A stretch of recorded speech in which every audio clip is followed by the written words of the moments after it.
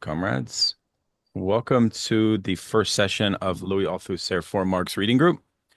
Daniel Tutt, happy to welcome friends and comrades near and afar.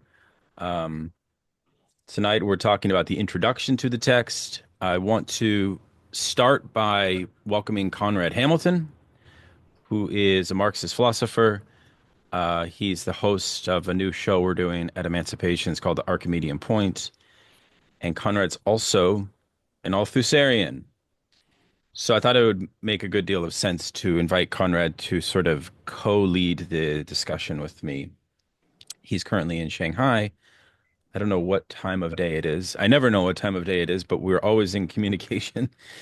And I very much appreciate his insights, and I think many other comrades do as well. So really, I felt like what I wanted to start off with, and so let me just say something about the format here. I mean, we're going to have a large group for us, like 60 people have signed on.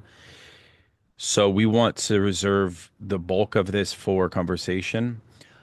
Think about it kind of like if you have things you want to say in advance. I'm happy to, in the Discord, do a shared notes doc so that folks can raise things. All I would ask is that when you do raise points or ask clarifying questions, that you try to do so succinctly for purpose of time. Using the hand raise feature is probably best. I can manage that. If it gets unruly, we can do stack as well. So look, I mean, tonight we're talking about the introduction. I just ordered the Verso translation here, which I think Andrew and a few other comrades have. I put the Marxist.org PDF in the Patreon. I think it's pretty much the same. I think it's the same translator, so no worries on that. There might be different paginations. So if we can work from the Verso one, which I think came out somewhat recently, that might be best.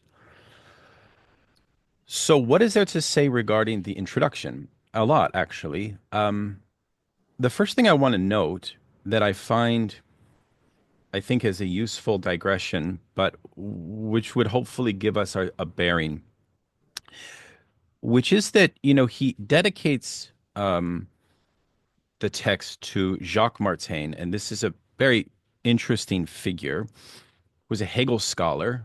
I think he was a contemporary of Althusser, and he's sort of, yeah, he's not well known, but he is the figure who invented this concept that Althusser extends, which is what we know as the problematic. And so when we read for Marx, the concept of the problematic is sort of at the heart of understanding the distinction between ideology and science. And so, what does Maritain mean by the problematic? I gave a nice sort of secondary literature essay on this in Maritain in the Discord. I highly recommend it. I want to say a few things about it. The basic notion of a problematic is a way for a systematization of isolating a sort of given philosophers core philosophical problems. It's a way of sort of rebounding and sort of containing. And Maritain actually says that this should be understood as a spatial, not a temporal form of containment of a given project, right? So there's some ambiguity here because it's also an ideological field. So the term that Althusser will use for a problematic is also field. And so, for example, Feuerbach, right, has a problematic which is locatable, which is identifiable, which is finite in the field ultimately of philosophical anthropology. So, therefore, Feuerbach has a conception of alienation, of humanity, which all tethers back to this core problematic of anthropology, which ultimately makes Feuerbach a highly limited philosopher for thinking what Marx is, well, for thinking revolution. And this idea then, therefore, is that totality has a sort of fundamental weakness or a sort of spiritual impairment in Feuerbach, because Feuerbach's problematic is somewhat limited, right? So this idea of problematic I find to be quite interesting. Maritain defines it, just to make a couple quotes here, as a typical systematic structure that unifies all the elements of thought, or it's a system of questions that command answers given by that system of thought. In other words, the problematic is a way of questioning and reflecting on objects that provide a unity of thought, and of which the philosopher is never absolutely conscious of this unity. And this is why we have in for Marx this kind of question about pre-break, break, and post-break texts, right? Because everything hinges for Althusser on this notion of epistemological break. I actually want to invite Conrad in a moment to say a bit about because I think what's really interesting about Althusser is to historicize. Like, why is the epistemological break so essential? Because, of course, Martaine is trained in French epistemology. His master is Bachelard. And so you have this kind of notion of problematic coming out of a very particular Bachelardian theory of science.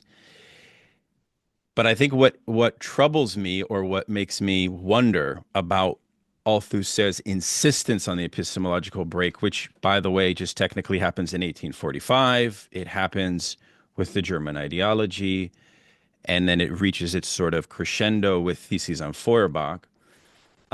Before that, Marx was basically caught within a kind of liberal, humanist, Kantian, Fichtean, and then eventually Feuerbachian problematic. Couldn't escape that problematic. And so, in a certain sense, what's interesting about the break is that it is a break from that ideology. Because ultimately, retroactively, after Marx makes this break in 1845 with these texts, humanism becomes seen as classed. Humanism becomes like bourgeois humanism in a certain way, right? And so I find that distinction, and this is a distinction that I really want us to sort of master. I think one of our goals in this reading group would be to master the distinction between science and ideology for Althusser and for us.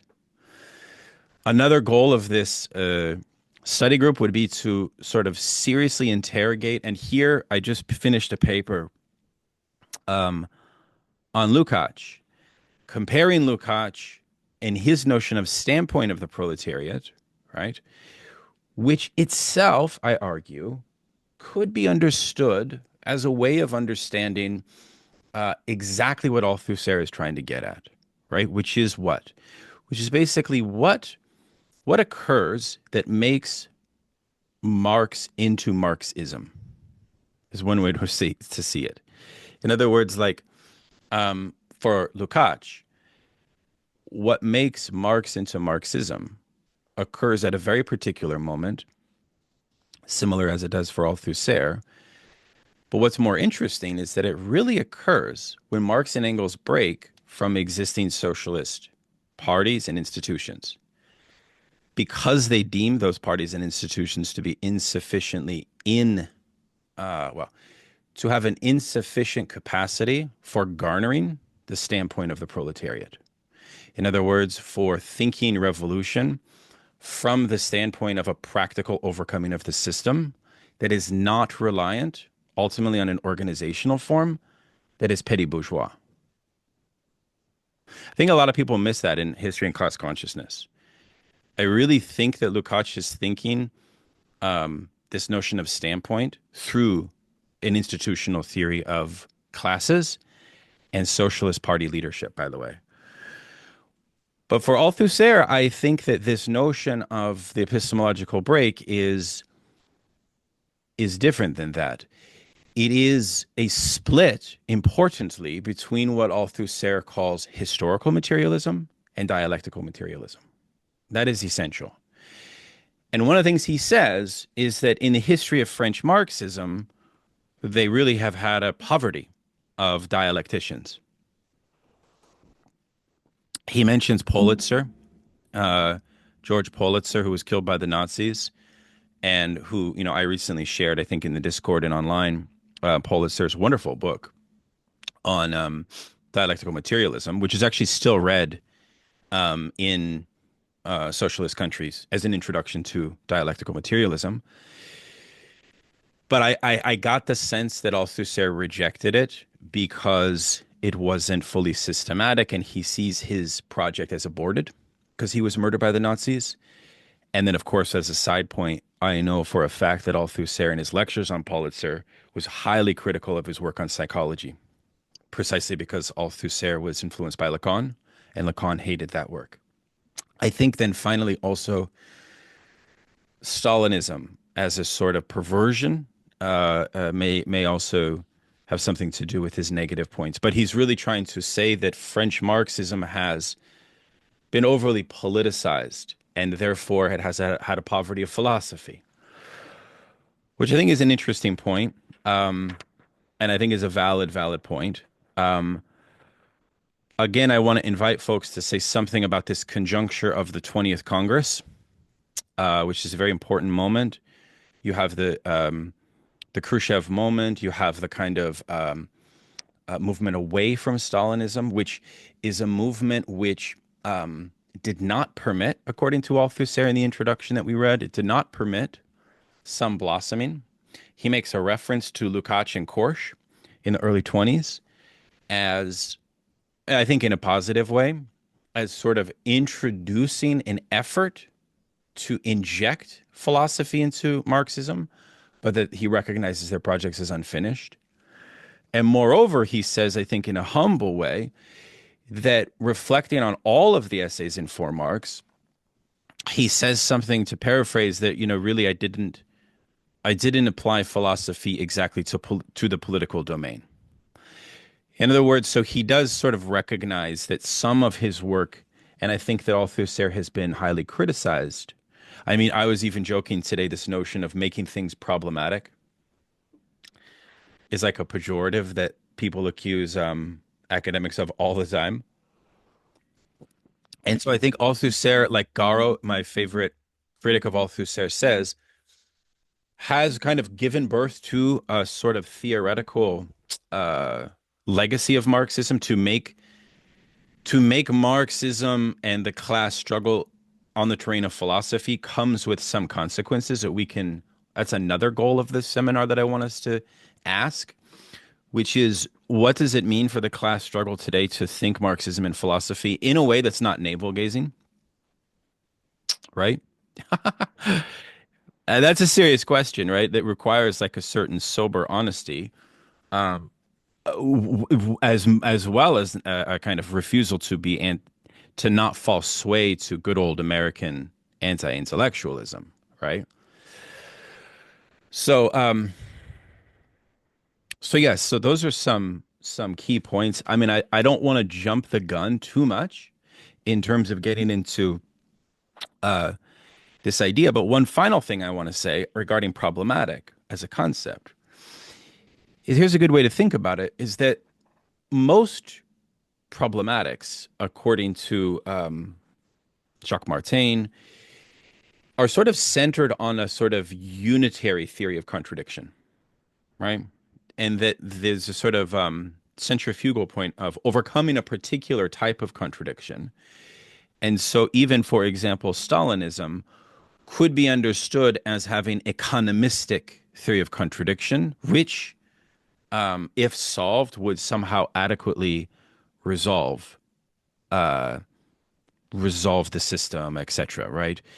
And I think that this notion of overdetermination and contradiction, which we're obviously going to read a lot about, is fundamentally in opposition to that.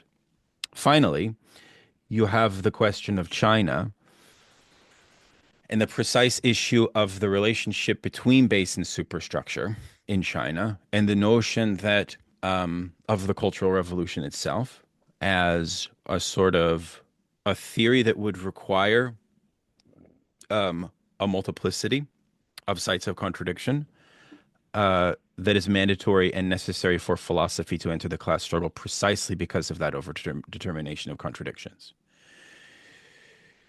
So those are some ways to sort of get at this question of what a problematic is, and how ultimately next time we will really, really read deeply. And I would even say, even though it's rarely done, we probably would benefit from reading some original Feuerbach just to get a feel for the vernacular of Feuerbach's problematic, right? As Marx is engaging with it, right? And I'm going to put like some supplementary readings in there because the good thing about For Marx is that it's not extremely long. You know, it's a very readable text. Um, and so that those are some opening remarks. And Conrad, can I turn it over to you for some of your Yeah, sure. remarks, please? Yeah. Thank you, Daniel, for those very informative comments. And I am glad to see as well that there's been such a wide array of interest in this group. So thank you all for coming. Um, we're here to study for Marx, which, uh, historically represents the moment. It's a compilation of the essays that really were responsible for transforming Althusser into a public personality or public intellectual of sorts. Right? And he says this early on. The book was published in 1965, but it contains a number of essays that were published in French Communist Party journals during the first half of the 1960s that generated a great deal of debate and discussion in this time. However, I would argue that in a certain sense, and particularly perhaps as regards the English world, for Marx is in a sense Althusser's only book, right? And maybe that sounds a little bit provocative as a notion, but what I really think is that if you look at Althusser's thought, um, you know, uh, its entire legacy in a significant sense, in terms of its popular reception, hinges on the contents of this book alone, right? So if we have these notions, right, if we talk about, the epistemological break, right, if we talk about Althusser as a thinker of overdetermination, all of that can be rooted back in the essays here. This in spite of the fact that, there's a great deal of development and transformation of his system going forward. But again, I really think if you look at the overall scholarly reception. To some extent, the contents of Reading Capital have exerted an influence. But I think this is really the fount and basis of that. And I think, I love how, by the way, he just says that these are notes. I love the modesty, which when you know what I mean, like great works of Marxism, Marxist Marxology, whatever, often have that modesty. For example, when Lukács was chastised by different Soviet philosophers after the publication of History and Class Consciousness, he said, "Well, I only intended it as a discussion document." Sorry. yeah, yeah, no, no, of course. Well, and this is very characteristic with Althusser, where he'll like, make some sort of massively provocative intervention or comment, then he'll say like, well, we have to put this off for further discussion, right? So, but I think it's actually an important point to raise because I think what it stresses is the fact that we're really here, at the sort of genesis or ground zero of what I consider to be an essentially incomplete project, right? And I think the incompletion of that project, as it were, is not strictly speaking only a problem of Althusser, right? I think that the incompletion of that project really speaks to the failure of the larger trajectory of political Marxism in the 1960s and 1970s. And of course, the Cultural Revolution is extremely important to that. But I mean, I think that, one thing I wanna say here, of course, I think it's fair to say, and again, I talk about the English reception, that one thing that you'll find is that, and what I've found, is that Althusser is generally not that liked, right? Maybe there's like a begrudging level of respect people have for his theoretical accomplishments in some sense. But I think that very often he's seen as a kind of haplessly esoteric thinker, who's guilty of this kind of theoreticism, who has nothing to do with, political applications and so on, right? So again, I think there are like there are different reasons one could get into for this, which are more or less justified. I think part of the reason why it's difficult to read Althusser today is because his project is so completely sui generis or sort of specific, right? And sometimes even the use of terminology disguises that. And there's a reason for that, which is because one has to remember when they look at these essays, Althusser was a member of the French Communist Party, and he was beholden to, in order to, maintain himself as a member, to use their language and their lexicon, even when the actual concepts he was putting forth were quite a bit different, right? So I'll give you a couple of examples, right? One, I think we're going to find when we encounter, in the text in this, one is that we're going to find this repetition of the idea that Hegel, right, is a thinker of, kind of monolithic, uni-contradiction, right, and limited in that respect, as well as a sort of deterministic teleology. Well, I don't think it's fair to say that this characterization is entirely wrong. I think it's also an extremely simplified presentation of Hegel. But one thing that Frederick Jameson has observed, for example, I think in The Political Unconscious, he suggests that when Althusser says Hegel, he's really using it as a cipher for Stalin, right? In this sort of very vulgarized conception of dialectical materialism, right? That was popular in that period.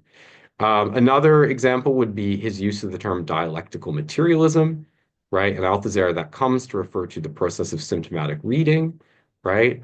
Whereby we sort of examine the absences or omissions within a text, right? In order to discern its ultimate meaning.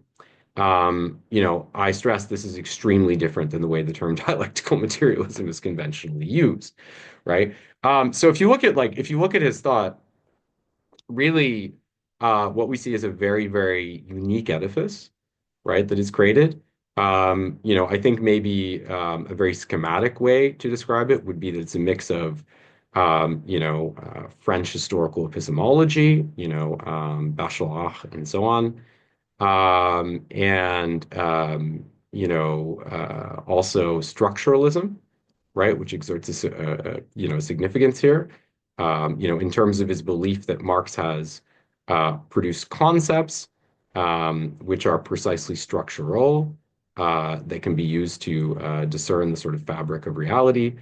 And I think also, a strong legacy of French Spinozism, and we could talk about people like Matheron and so on, ends up being very, very important. So this is very, maybe distant from, the normal way that Marxism functions. But I think, again, getting back to the reason why he's so opposed, I want to suggest that actually part of the reason, though, and maybe the most important factor, and why Althusser continues to be, in some sense, a kind of I think disliked figure. We could talk about theoreticism, right, being a problem, which he acknowledges here. And he lays his cards on the table, right? He talks about the merger theory of Kautsky, right? The idea that put forth by Kautsky and later very, very prominently reworked in a certain sense in Lenin's What is to be Done, right? But the idea that the notion of socialism did not come from the workers, right? That workers, if they had been left of their own accord, right, sort of what they were demanding was higher wages, right? Something that was very imminent to their context, right? It was the intellectuals, right, like utopian socialism, right, that developed the conception of socialism, right? And that the great achievement of Marx was to bring socialism into the workers' movement, right? To make it imminent to the real process of history. So like Althusser lays his cards on the table very clearly regarding what he discerns as the high importance of theory, right? And I think in a certain way that importance is felt all the more acutely by him in a French context in which the French Communist Party has been neutralized as a revolutionary force in a lot of respects, and in which quotidian reality is more and more defined by capitalist and consumerist processes. And by the way, that's always something you have to remember when we talk about Althusser's theoreticism. In a certain sense, his attack on empiricism, right? That is philosophy which, derives truth from the notion of experience, right? As it arises to us within everyday life. In a way, this is, an attempt to preserve the integrity of Marxism within a social environment in which it's seeming all the more remote, right? Or a political environment in which it's seeming all the more remote. But I want to say here that I think the main issue in many ways, and why Althusser remains controversial or disliked in a lot of ways, is that I think in many ways we haven't risen above, right? The problems that he's describing, right? And I think that if you look at, a big part of his critique, understood in a broad sense, it's of the incapacity, right, for Marxism to become a truly critical discipline, right? And he sees this as, having been a problem that becomes particularly acute in the Stalinist period, right? In which rather than there being a kind of critical theory of Marxism or critical analysis of Marxism, we have in large part the sort of sclerotic calcification of a kind of dogmatic, right, ideological approach, right? According to which, if you were to diverge from the supplied tenets of what Marxism is or dialectical materialism, you would be thereby anti-state or anti-party, right? And we also see something related to this, which is the kind of deification of Marx. And of course, Althusser does this to a certain extent, but he does it in a way that's particular. But the deification of Marx, as a kind of, authority that cannot be transgressed, right? That by virtue of Marx thinking something, it would thereby automatically be correct. Now, to be clear, Althusser appeals to the authority of Marx. There can be no doubt about that.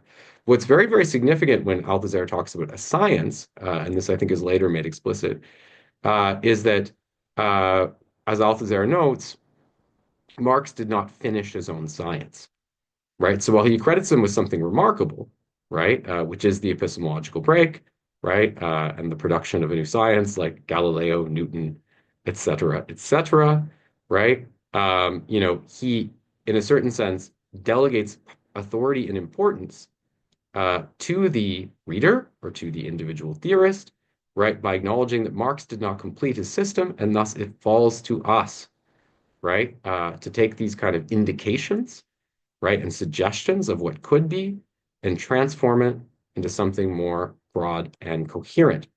But all I want to say is that if you look at Marxist discourses today, I do not think in any way, shape, or form they have really overcome this. I mean, I think that there's a very, very strong tendency today within Marxist theorists to try to, neutralize or ignore the depth and severity of the contradictions that reside within his work.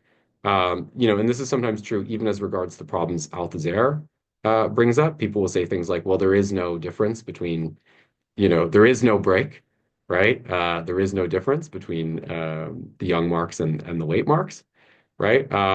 So there's a real hesitancy toward drawing these kind of analytical lines, right, within Marx's own oeuvre. But it also functions with respect to his concepts. And I'll give you an example, right? And again, people are going to have different views on this. But if you look at, the problem, the transformation problem, right, within capital, right, the sort of famous problem whereby Marx in the third volume of Capital claims that, value does not, like where price is not a direct reflection of value, because of the redistribution of profits between different sectors based on different organic compositions of capital. No, I'm not going to get into explaining this all, but if you look at the way people approach that issue, one very common strategy has been simply to say that in light of this problem, because Marx doesn't provide an equation, right? He doesn't provide a mechanism, right? For how about like prices could reflect values or how values and prices could translate into one another. One of the common approaches to dealing with this has been saying, well, Marx wasn't really trying to show that actual interaction, right? So it's a kind of cheap way, right, of getting out of, the depth of this problem. And I think it's very, very characteristic of how we tend to approach Marx, where it's like, he didn't make a mistake, right? The mistake is always interpreted. And you see this like very often in online discussions too, where people will attempt to resolve something just by saying, well, Marx said that, right? And it's like, well, I'm sorry that saying that Marx said that is not like a fucking solution to this or an argument, right? So again, we see that even today, right, this idea of this kind of fullness, right? That Marx is the system that's like a totality, that cannot make there can't be anything wrong with it, right? And he's this kind of godly personality, and everything he said is a kind of religious doctrine, like inscribed on a tablet. I think these things are very, very well with us. Um, I'll just make a couple of quick, that was the main thing I want to say, but I'll just make a couple of quick notes.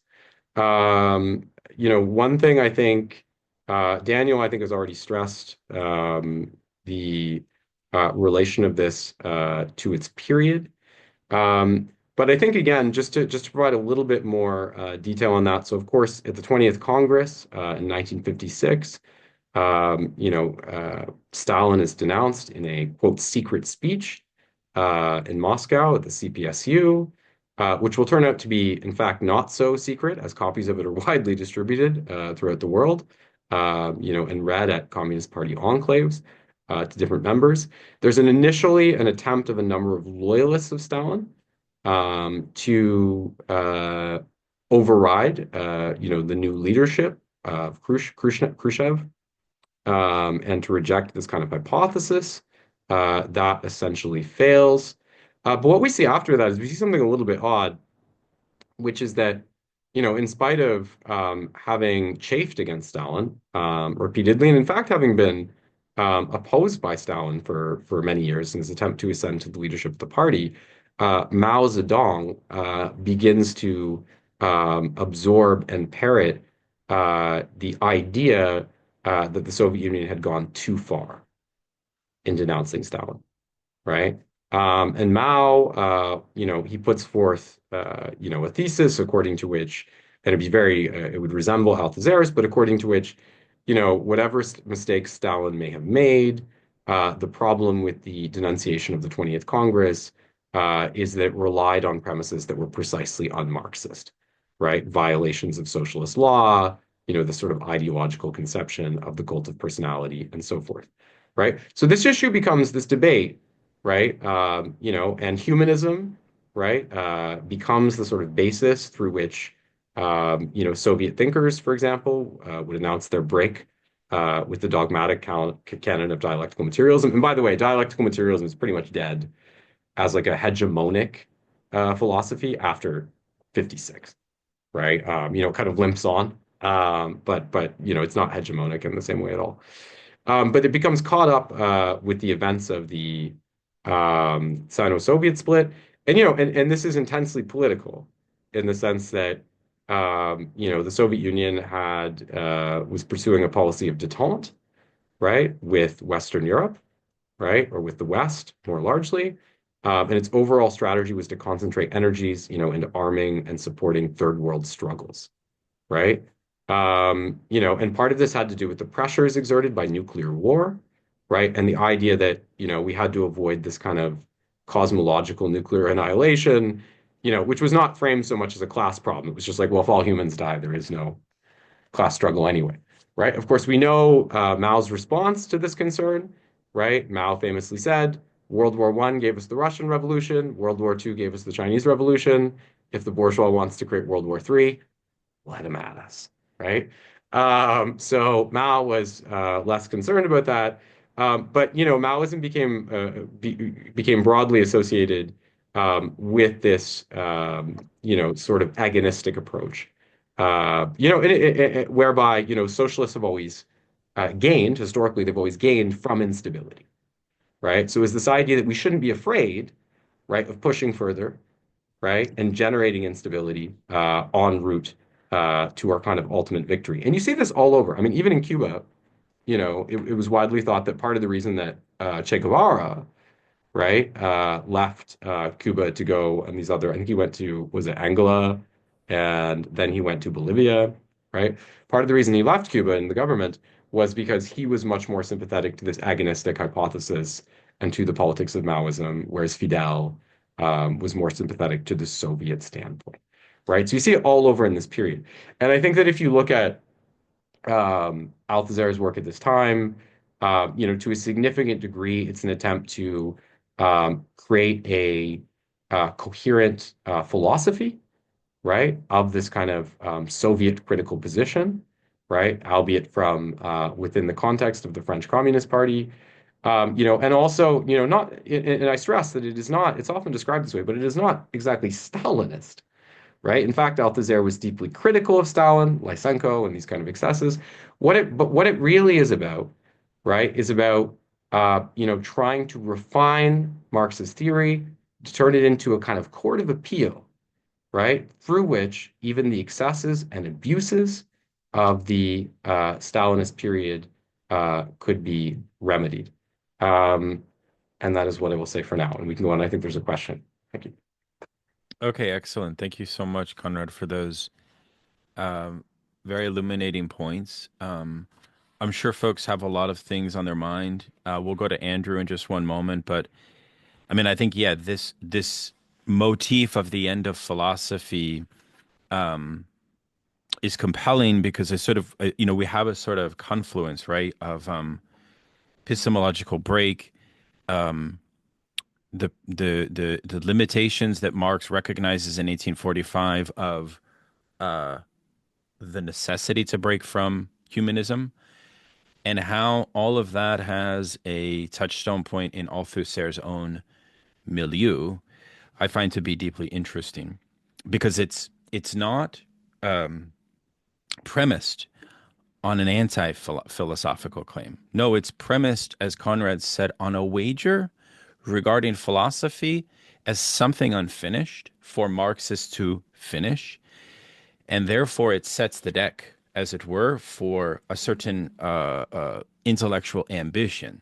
Yeah, like in other words, Althusserianism could be one way to define it, would be an invitation for intellectual production in philosophy, precisely to move in that domain, which he furthermore recognizes not much work has been done in. Andrew. Awesome.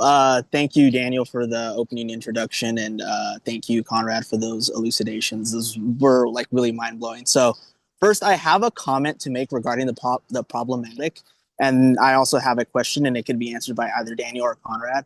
But my what I found intriguing about the problematic raised by you could say the vanishing mediator, which is Jacques Martin, is that like, well, one, in this verso translation there is a definition, like he's got a glossary in here, and one of the things that really raised an eyebrow was the fact that in the problematic for Althusser, it's what he also will align with a symptomatic reading, an unconscious reading, to as he aligns with Freud, and he expands on this in the introduction to the Reading Capital, which is to keep it along the lines of the 1844 manuscripts and the young Marx, is to raise these problematics, these concepts and antagonisms that remain absent in the presence of the Feuerbachian anthropological or philosophical anthropology. And what Right. that means for Althusser, according to Marx, is that, well, one, the man in reality for Feuerbach is always sensuous, right? But Hmm. what is the critique of Feuerbach and the theses is that sensuous reality is always an object of contemplation for Feuerbach, never a concrete material reality. And so for Althusser, what Marx does in this problematic is to raise the sensuous reality to the domain of the political economy, of the political economists that he is also engaging. So what remains absent in the sensuousness, as he'll say, this is the reason why Marx is as a reader of the unconscious or the symptom, is because he is engaging with the failures of empiricism, or what these thinkers, including Feuerbach, fall into, which is called an epistemology of sight.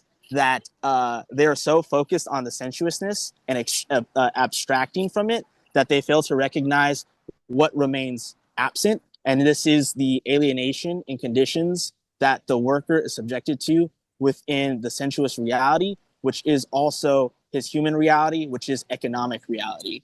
And so that's kind of what I wanted to expand on right there. My question to you, Daniel, or to Conrad, is regarding this sort of, I think you raised it, Daniel, like the problem of historicist reading for Althusser, or the way he historicizes, because he mentions this point in the beginning of the intro about, unlike many of the other countries which were developing socialist tendencies, France developed their party within a theoretical vacuum, right? And he says that because of this, like, you see many transitions towards spiritualism or vitalism in like Bergson and many others.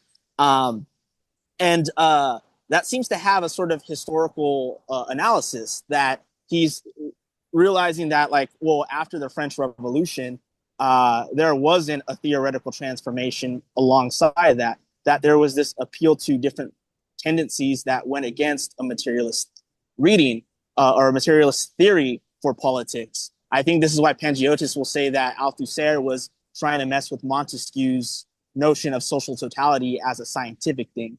But isn't this also why, for Althusser, many of the Marxists during that time or intellectuals were doing this return to Hegel, which, even though Conrad said Hegel for Althusser is a sort of cipher for Stalin, it seems that there's also this other reactionary turn to Hegel, which had some fascistic tendencies.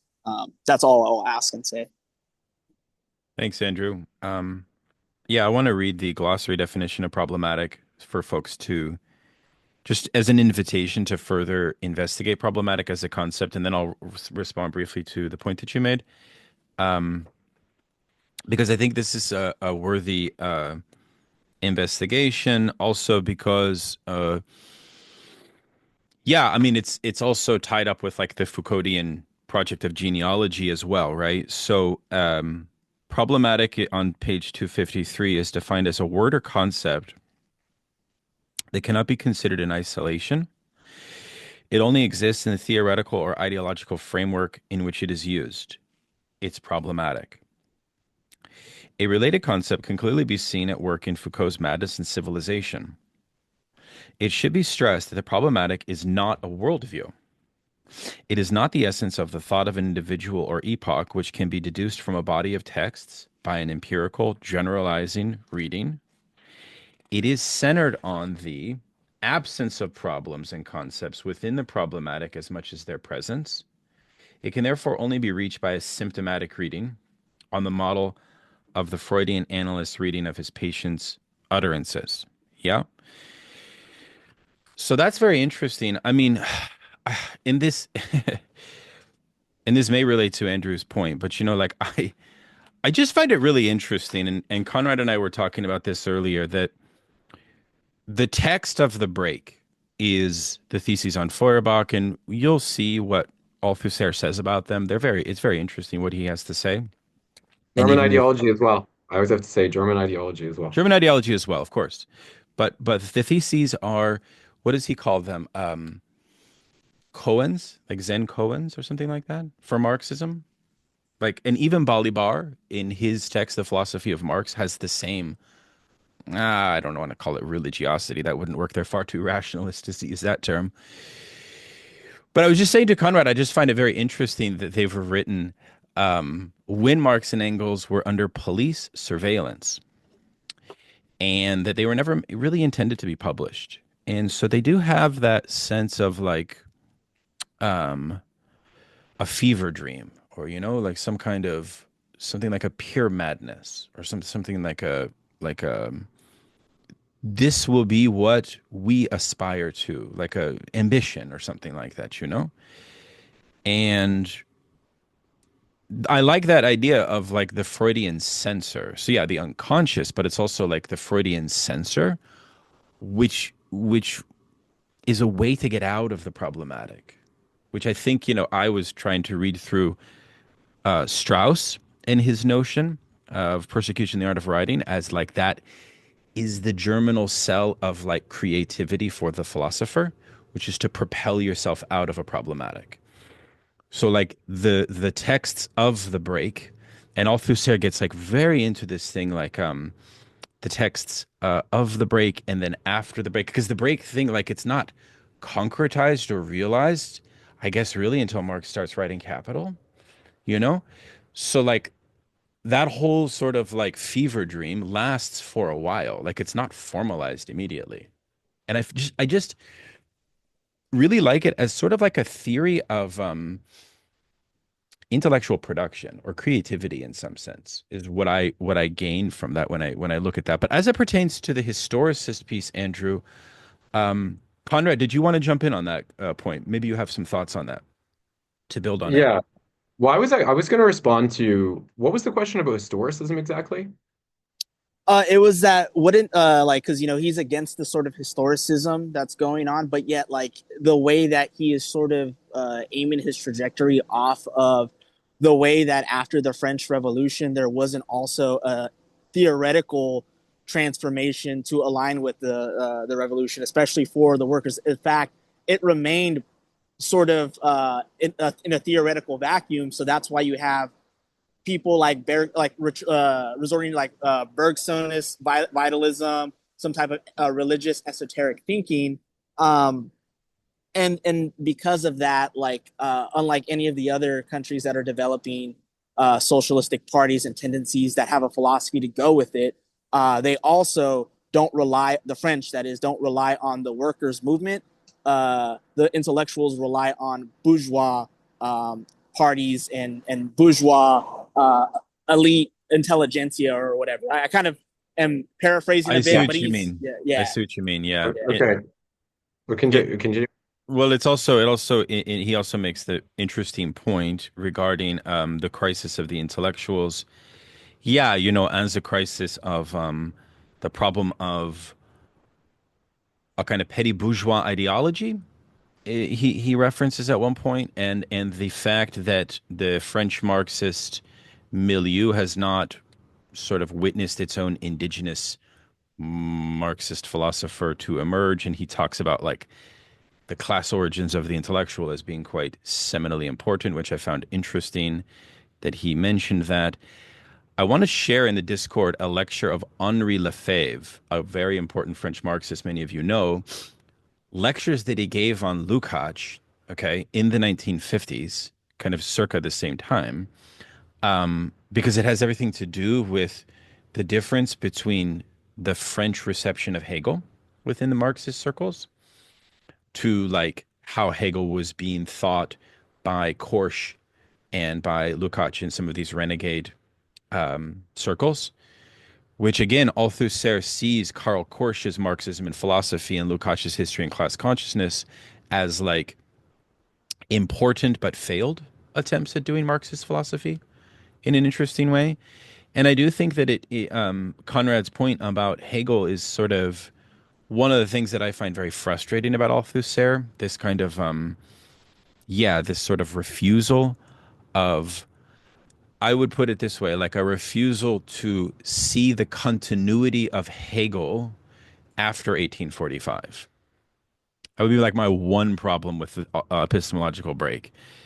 It seems to me to like desire an annihilation of Hegel after 1845 when I don't see that. But Luis, welcome, comrade. Jump in. I just wanted to, Oh sorry, yeah, because I'm Conrad. Then Luis. yeah. So there's actually like there's several. I feel like there's several questions in your question. So I'm just going to try to. Um, I think that you know, if I understand properly, so the reference to the French Revolution, what's very important is that the French Revolution, because of the development of Paris as a city, it already had a significant working class component, right? Now, the working class was not decisive to the events of the French Revolution. Well, depends how you see it. I would say the working class was not decisive to the entirety of the events of the French Revolution, but what it was decisive to was providing a pillar of support for Jacobinism as an ideology, right? At the time of the primacy of Robespierre, right, and the Public Safety Committee, right? So he was deriving, a lot of his support. I'm not like a historian of the French Revolution, but he was deriving a lot of his support from the Parisian working class, and to a lesser extent, I believe, from certain similar class formations in Marseille, right? And yeah, as we know, right, and perhaps it's a bit anachronistic to say this today, but as we know, the French Revolution remained within the context of a certain kind of radical liberal ideology, right? And actually, there was a talk that Foucault gave, I think, some years after this, with the members of the Gauche Prolétarienne, that is to say, the famous Maoist group in France, a lot of whom were Althusser's students, actually. And it pertained to the nature of the because they had sort of had, I believe it was called public courts. It was the idea that you would sort of try people in a public setting, and it was kind of a derivative of the Cultural Revolution. And Foucault took it upon himself to question the entire notion of the judicial system, right, and how it's functioned within the history of the left, right, seeing it as a kind of symptom, right, of the perpetuation of bourgeois protocols, right, within left-wing thinking, right. And so this, and part of his critique is that in the French Revolution, that the legal form, right, was part of what kept the French Revolution, right, within this bourgeois structure, right. And ultimately, in a sense, this turns out to be a case of instrumentalization, right, because Robespierre marshals the energies of the working class, but as soon as he's done the dirty work, right, getting rid of, the elements of aristocratic descent and all of that, he's quickly done away with, right, by the upper class in France, so they can restore a more conservative order, right? Now, in terms of how this relates to your question, so this is to say that the French working class, right, had a very, very long and powerful history, right? But what's important to understand, in a sense, is that because of the richness of this history, right, in a way, there was this sense that it didn't need Marxism, right? I think generally, if we're talking about the French left, we can think about three um, elements, right? We can think about Jacobinism, which I just described, right, in relation to Robespierre and so forth. We can think about Marxism, and we can also think about Proudhonism, right? Proudhonism being, usually associated with anarchism, right? But the idea that you could have the abolition of capital and the creation of goods by individuals, right, who would then exchange those goods in a kind of harmonious structure in which, say, centralized state oversight was not necessary. I'm not going to give like a primer or crash course on Proudhon here, partly because his work is not always the most coherent. Um, but so because of this, the French movement didn't need these external elements to this degree. And, in a way, it's only Althusser says at one point, he says, in the last 30 years, things have changed. Well, he's writing that he's saying in the last 30 years, it's been better, right? Well, he's writing that in 1967. So he's referring to around from 1937 onward. Why would he refer to from 1937 onward? Right? And it's approximate, right? He says, like, we can imagine around the last 30 years. And part of this is because, it wasn't until, say, that period, right, like the 1930s, that the French Communist Party became a major power within French political life, right? And with the ascendance of the French Communist Party, right, we had different kinds of intellectuals, right? Who were discussing Marxism. So, of course, the existentialists like Jean-Paul Sartre and so on are very, very, very, very, very famous. So too is Kojève, right? So too is Lefebvre, who was just mentioned. Um, I think but again, when he talks about the absence of theory, what's also important to remember is that the French Communist Party did not really have a significant history. It split with the SFAO in 1921, and then it was very small, and then it got bigger into the Popular Front era. But it did not have a significant history outside the context of Stalinism, Hmm. right? Which is very, very intellectually stifling. And this is important to remember because, even if we look in Italy, right, who was the leader of the Italian Communist Party? It was Togliatti, right? Now, Togliatti was someone who was unique actually in the sense that he was the leader of the Italian Communist Party before Stalin came to power, and then he later went to Moscow, and then at the end of World War II, he came back, right, to lead the party. But if you look in France, they had Maurice Thorez, right? And Maurice Thorez was someone, the leader of the French Communist Party, whose career, and Thorez was more of an independent thinker or leader, I think, than he's often given credit for. But nevertheless, his career was a kind of explicit construct, right, of the kind of Stalinian apparatus in that way, right? So I hope, does that help answer some of the questions there that you were asking? Is that a little bit? Okay. Okay, great. Yeah, it is interesting that so many of the prominent leaders of the French Communist Party will um, exert a skepticism regarding Althusser's presence within the party, which reaches its high point with 68, largely having to do with the idea, and you see this very clearly in Jacques Rancière's Althusser's lesson, for example, if you want to read about this, effectively that Althusser is sort of capitulating to the new social movements, the new left, um, you know, students, right, or something like that, which almost seems to me like a one of the most interesting things about Althusser, because one of the things you'll know if you read like his correspondence and his letters, and even like they hated all of his comrades in the Communist Party hated the fact that he loved like Lacan, and he knew that they hated that, so he would always have to try to justify his love for psychoanalysis to them.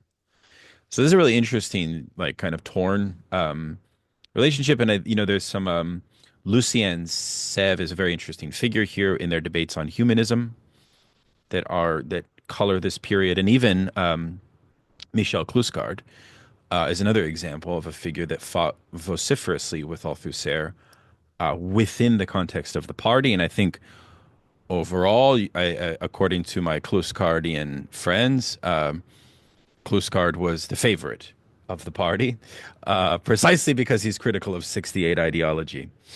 Luis. Yes, to follow this line of thought, I mean, what I found fascinating in this introduction is pretty similar to what Andrew was talking about, but especially that Althusser finds the need, or based on the lack, right, of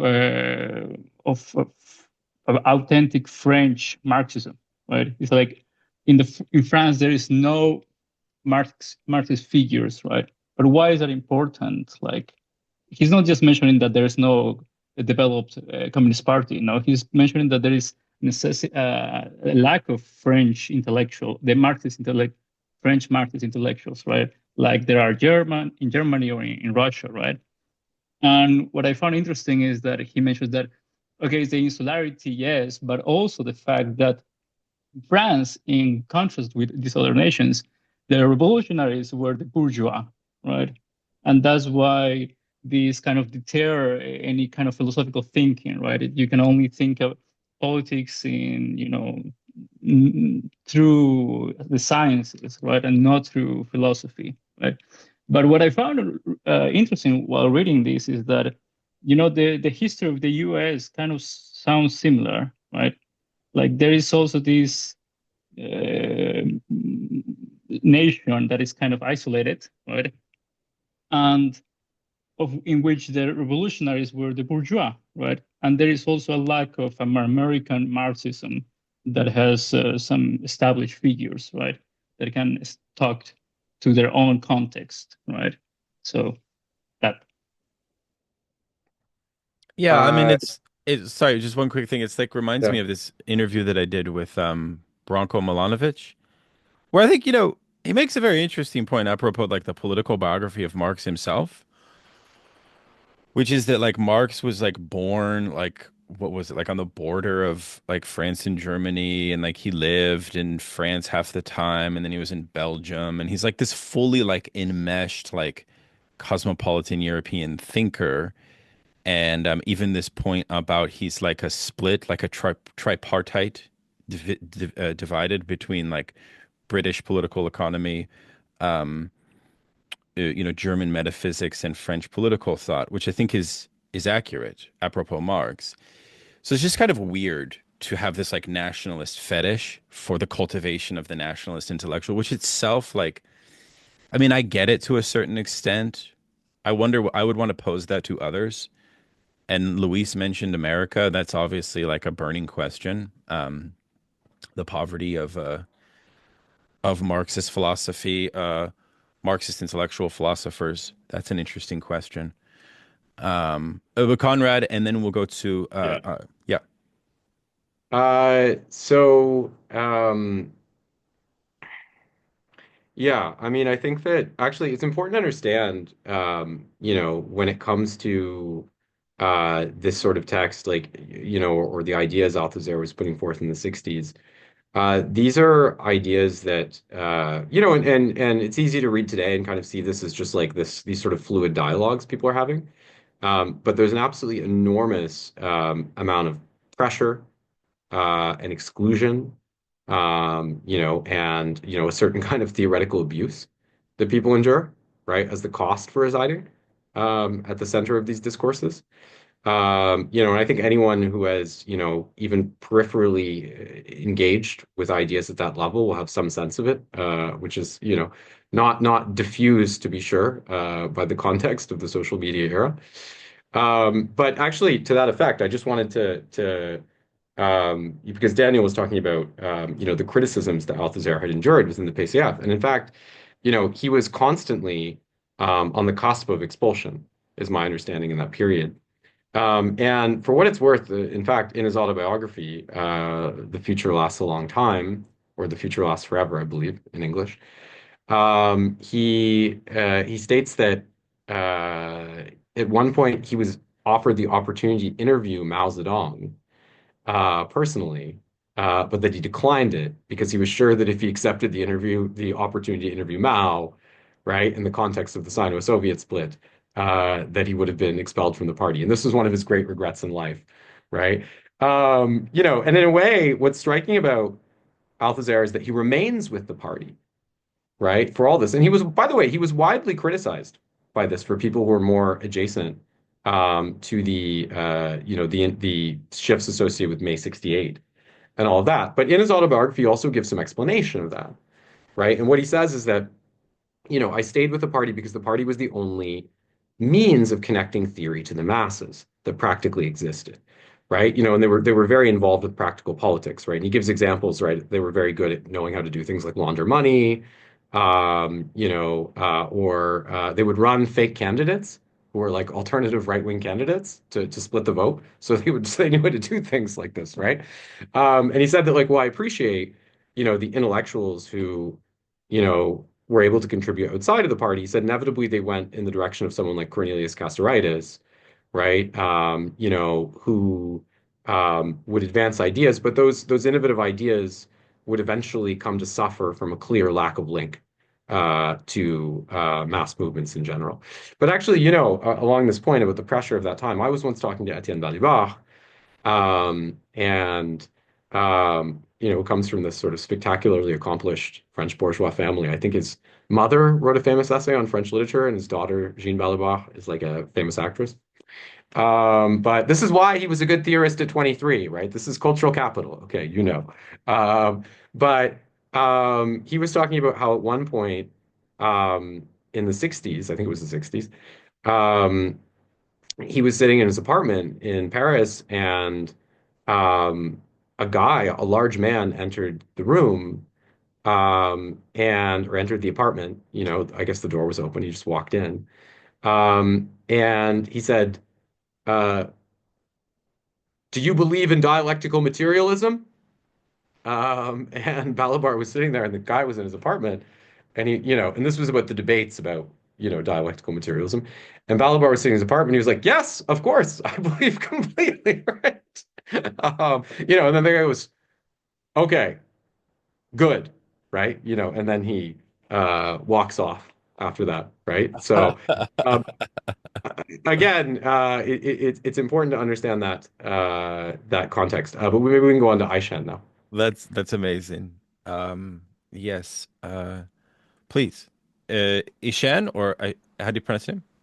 Isham, yeah. Ishan, welcome. Please. Uh, I had a question about the point you had raised about the fetish for the uh, national strain of Marxist philosophy and the talk with Professor Branko Milanovic.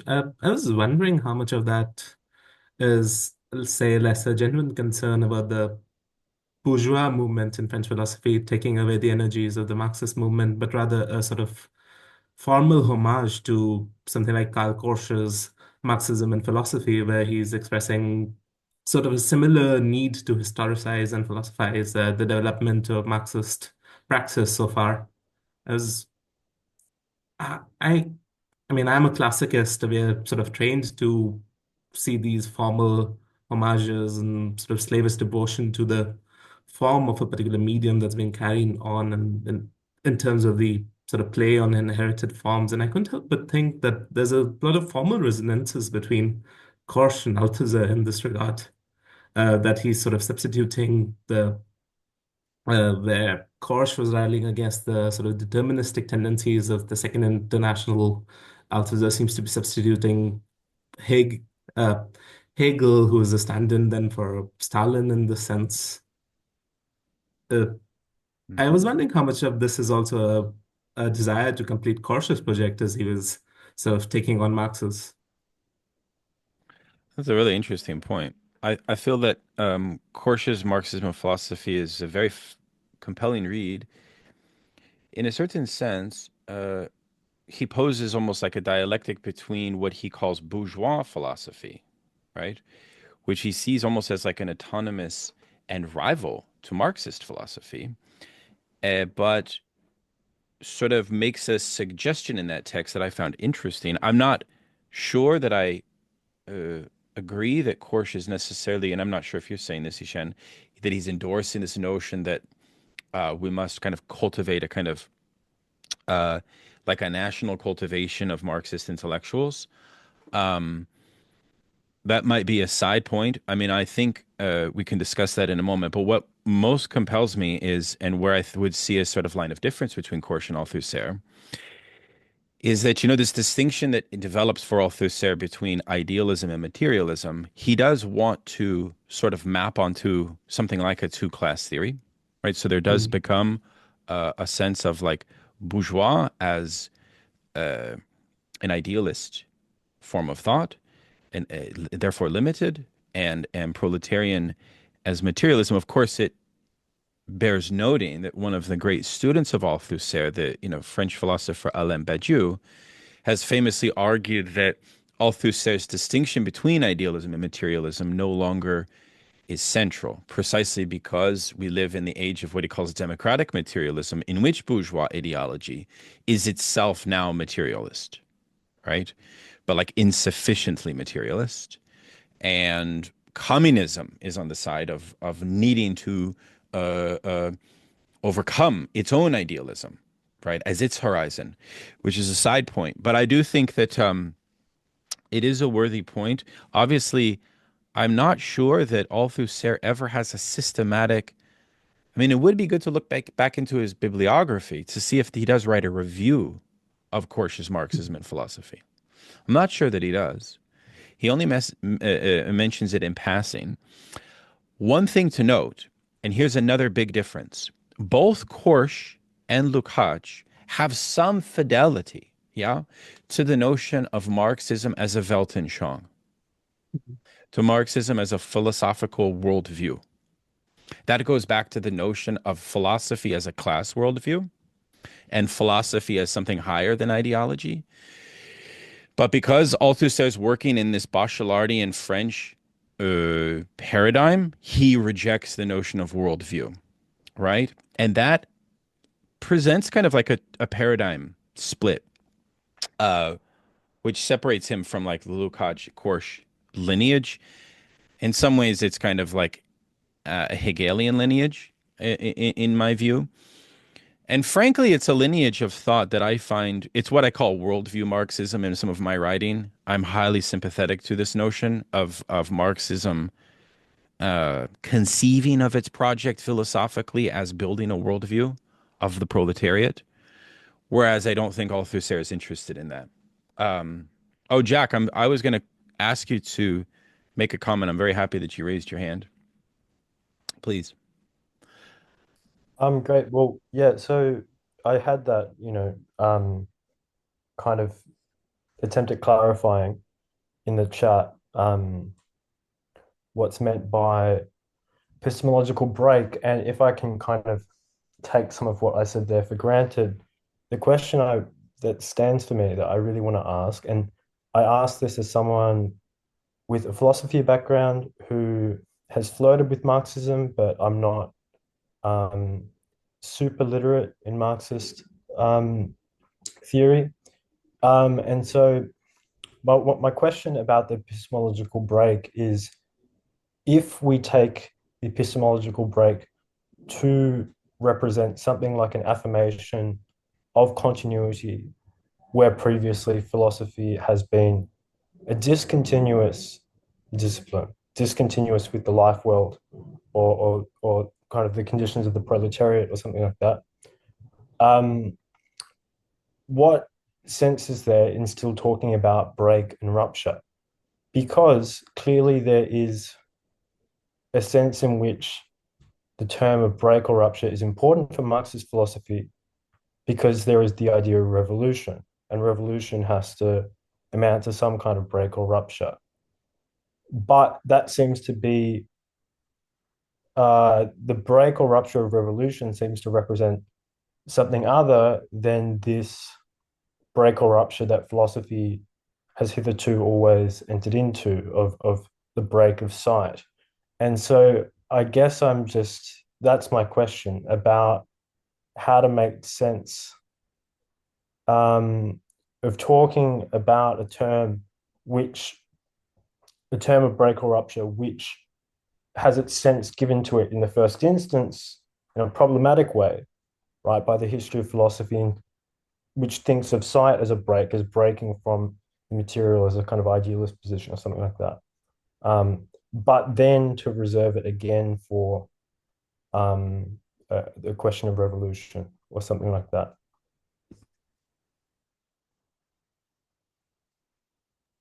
I think Daniel would be maybe Daniel, this would be a good opportunity for you to discuss the link between what the epistemological break and the Communist League you've discussed, I thought. Oh yeah. Yeah, that's an interesting point. I really love your question about continuity, discontinuity, and different ways to get at what's going on here, what exactly is being broken from, what is being ruptured with. I just want to note to Ishan's point, bringing in Karl Korsch, how one of the tasks of the Hegelian Marxist orientation, by the way, and therefore one of the things that Althusser mentions in the introduction, by the way, is he says something that we neglected to mention, which I think is very important, which he says, once we're freed from Stalinist dogma, he says we can return to the great task of Marxist intellectuals, which is what? Which is the project of assisting the proletariat in garnering social reality more directly, right? In other words, the comprehension of one's own time and thought as the maxim of the task of the philosopher, of the Marxist philosopher, which is an eminently Hegelian project, right? And I feel that in some ways, this is not how we are to understand Althusser's vocation. Like if we were to say that, like, what's the vocation of the Marxist intellectual for Althusser? That's not exactly what it is, which sort of relates also to this question of how we comprehend history, historical forms, and things of that nature, and the anti-Hegelianism. So anyways, but okay. Yeah, I think Conrad makes a nice point. So, like Marx and Engels, a little bit after 1845, um, around the time of 1848, in fact, have a very important, and this is like one way to get at this theory of the insufficiency of their philosophical method for thinking the class struggle. And it's like a concrete event that occurs in their practice as communist militants, right? Where they were a part of an organization which had the premise that in reality, they're kind of like, you may be familiar with Blanquism. It was very Blanquist, right? In other words, the intellectual of the Socialist Party was a sort of pure vanguard who tended to maintain the view that in reality, what is needed for revolutionary activity, and we can even like make an homage even to sort of the massive, massive debate that splits Marxists in America today between whether the Floyd uprising of 2020 was the revolutionary pivotal moment for which we must sort of latch all of our energy onto, or whether it wasn't. Precisely if it wasn't, it lacked organizational forms that would allow us to make that claim or to allow us to keep that fidelity? Well, that's exactly the debate that Marx had with this Communist League group, which was all of these thinkers, according to Marx and Engels, had no interest in preparing the working class for rule, for taking power. And so they wish to concoct a completely different direction of what you might call a theory of political organization. Yeah.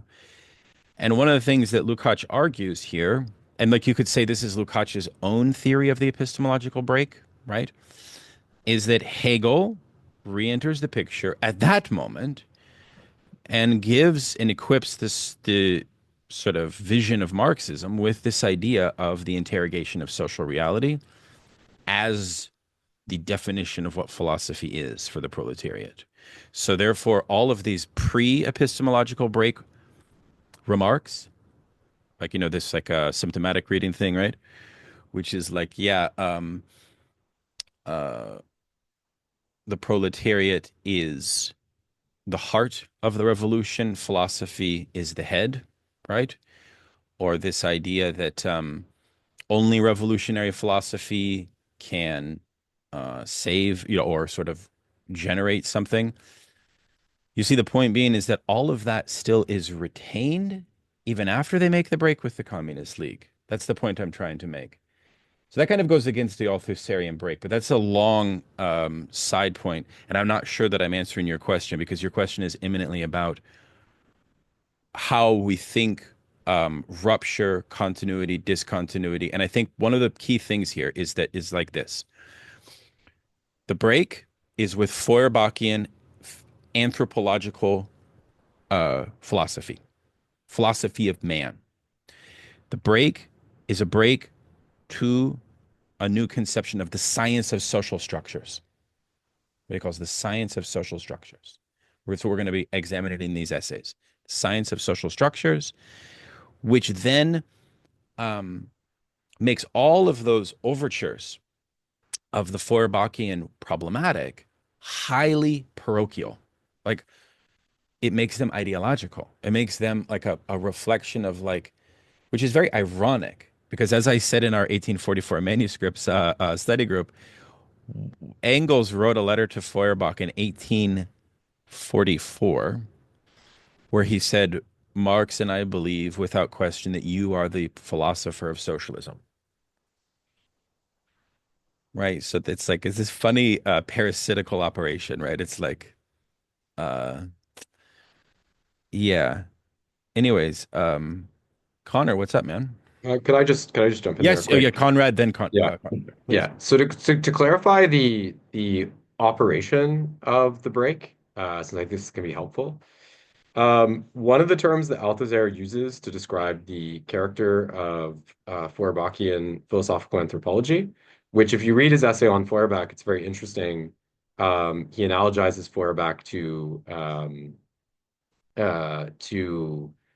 phenomenology, which is interesting as well, because remember that phenomenology was one of the big things, unmentioned here in this introduction, but phenomenology was one of the big currents that he was pushing back against, right? That he felt had contributed to a kind of pact with Marxist humanism, right? So when he critiques empiricism, right, the derivation from experience, right, this is a kind of extended term under the umbrella of which you can situate phenomenological approaches which have been associated with existentialism as well. But one of the things here, if we think about philosophical anthropology, it's this idea of inversion, right? So we know probably the most famous example of archetype of Feuerbach's thought is his interpretation of religion, right? So his idea that, well, we have sort of reified religion in a sense, right? By presenting it as a set of, concrete texts that have to be abided by, right? By erecting these kind of elaborate bureaucracies and institutions, right? But in reality, what religion is it's the expression of the inner essence of man, right? And of course, this is a very, very attractive and powerful gesture in certain respects. But the problem of this for Althusser is that it moves in a kind of permanent circularity, right? And often, we have these different schemas in Feuerbach, right? Like the leaf is I don't know, it's like the leaf is the essence of the caterpillar and like this kind of thing, right? Because it finds itself, it's appealing for all true to all truth in the form of the anthropological, explanation, right? And I actually thought it was very interesting in the essay on Feuerbach, because I think Feuerbach performs a similar operation with respect to man and woman, right? Seeing them as these, because Feuerbach is this concept of complementarity, right? So using the essence existence, distinction to explain different things. So he talks about how, man and woman, essence and existence, necessary complementarity. And at one point, Althusser, I think there's a footnote, and he says, this idea of man and woman, right, as a kind of binary or complementary substance, is not a Marxist notion, but a petit bourgeois anarchist notion, and it reaps absolute, theoretical and political havoc. And I couldn't stop myself from thinking about Nina Power, and the way that she justifies her kind of transphobic expressions as being potentially, a belated instance of that. But with respect to the break, so you have this philosophical anthropology on one side, but what the break is going to do, right? In its rejection of dialectics, in its Althusserian formulation, is it's based on this idea that, Marx in Thesis on Feuerbach, and I think much more strongly in the German ideology, which is a big text or not a text, as the case may be, but much more expansive. Marx is going to develop these categories, right? Like, social formation, relations of production, mode of production, and so on, and ongoingly throughout his work. And that these categories are going to allow us to produce, right, a new conception, right, of reality, right, that can thereby be applied to explain philosophy, and that is no longer simply philosophy, right? That is in a certain sense beyond philosophy, right? In that way, and hence the comparison or application of the category of science to explain that. So hopefully that helps a little bit with respect to the context of the break. Could I just have a quick comment, and then I'll open the floor to other questions. I just want to kind of, I guess, make a provocation, uh, because I think that Feuerbach called his own sort of project a philosophical anthropology. I think that's interesting to think about today when you have another thinker who is also calling what he does a philosophical anthropology, namely Peter Sloterdijk, right? And I think that's interesting, and to think about relative to the popularity of different strains of thoughts, insofar as Marxism today is relatively unpopular.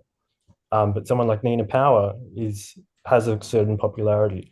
I think that's something that um, could be thought through, and in this context, especially with kind of the return of religion in a lot of ways today, religion and a sort of humanism that is quite popular today. And if we understand, and I guess this is something which I haven't read, for Marx yet. I'm reading it as we go, but I guess with the essay on humanism, insofar as some thinkers align Marxism with kind of the inhuman, right? Uh, there seems to be in that a sort of a problem of popularity, right? How can the inhuman be popular? I'll just leave it there. Hmm. That's very helpful. Yeah. I mean, I think part of what we're getting at here with epistemological break is the invitation to Althusser's reading method. So the idea of symptomatic reading is important. The contrast between what Althusser calls concepts and words. So these concepts that Conrad just sort of mentioned that usher in a new problematic, right? A new horizon, um, are themselves something that sort of points to a horizon of like a scientific point by which the class struggle can tether itself to this, to this kind of constellation of concepts. But they are in tension, right? They're still philosophical wagers in some sense. It's not a pure science, right? It's still in tension with ideology. I think that's important. And I think moreover, apropos philosophical anthropology, I mean, it is important, and a lot of work has actually been done on this, that sort of a lot of late Althusserian thinkers have in fact returned to a form of anthropology themselves, precisely through an anti-humanist sort of orientation. I'm thinking Balibar and Alain Badiou in particular, and I'm happy to share their work in that regard. But you're right. I mean, the Sloterdijkian approach itself, I mean, it's always ironic in some sense to see a kind of Nietzschean anthropology, but you're right. I think that in some sense that is what's going on. And in terms of, yeah, I mean, like reactionary liberalism, I think we should be careful with this notion of popularity. But that's something we should talk about next time, Jack. I'm very happy that you made these points. Let's go to Connor. Yeah, what's up, everybody? So I just wanted to return to something Louise was asking earlier in regards to this question of what's with Althusser's like hang up in regards to this like absence of a French communist ideology or something like this. Because it is I was reading this at the time and I was just like, isn't Sartre, wasn't he already doing communism at this point? So is this like is he throwing shade or so? I'm not too well read in this scene back then, but yeah, it was a weird framing. But in any case, I just thought it was helpful to, look at the text. This is on page, 25.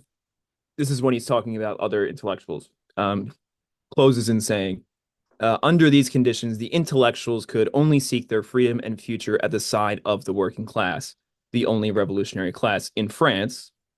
On the contrary, the bourgeois had been revolutionary. It had long been able to assimilate intellectuals to its revolution and to keep them as a whole at its side after the seizure and consolidation of power.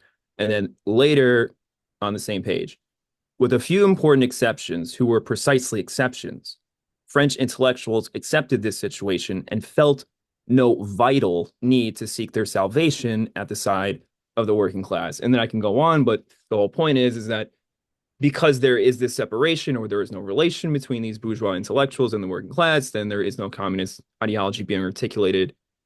And with that being said, then bourgeois ideology is like left unchallenged in France. So this is a political problem, first of all, and it's only going to be solved if there is a relationship between the bourgeois and the working class. Now, what I'm left wondering is, in order for that relationship to be there needs to be, it needs to be compelled, right? There needs to be, to use his words, this vital need to forge that relationship between French intellectuals or bourgeois intellectuals and the working class.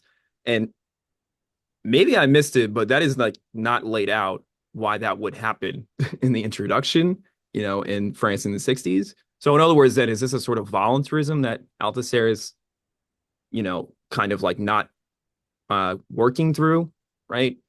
And yeah, I think it's just also worth pointing out as well that this is obviously important because sort of implicit in this line of thinking is that one of the reasons why the French Revolution worked is because the bourgeois had an accompanying philosophy that sort of buttressed their revolution, right? So in order then for communists to be successful, we would have ourselves to have our own philosophy to like make it work, right?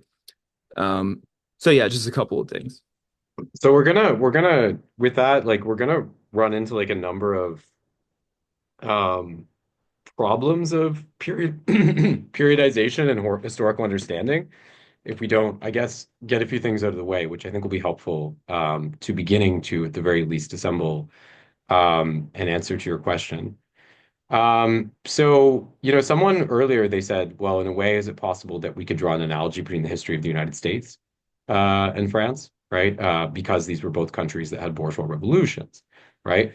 Now, I can appreciate that impulse or that sentiment, but it's also very important to understand the different historical trajectory of France, because there was a high level of working class mobilization within the French Revolution itself, right?